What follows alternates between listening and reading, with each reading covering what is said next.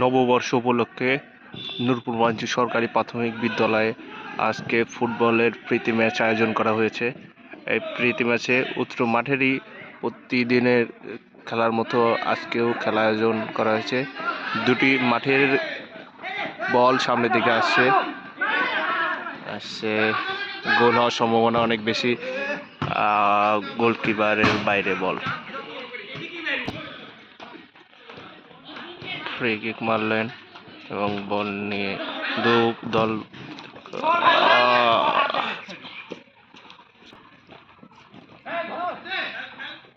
What a mess.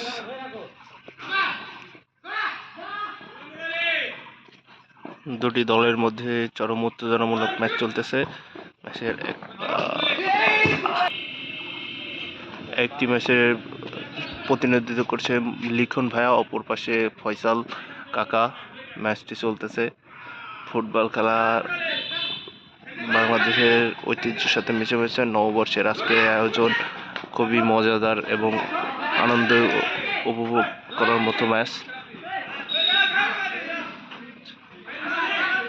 চলছে। দুই দলের মধ্যে প্রতিযোগিতা, কে আসলে বলটা নিজের আয়ত্তে রাখতে পারে সেটা আমরা দেখব।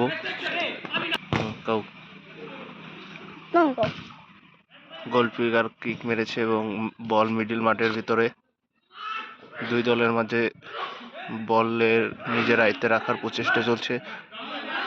বল দেখা যাচ্ছে তো? হ্যাঁ যাচ্ছে। তুমি হাত দিলে তো হবে না। লিখন ভাইয়ের কাছে বল,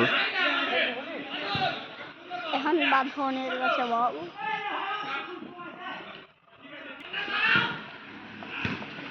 কি হয়?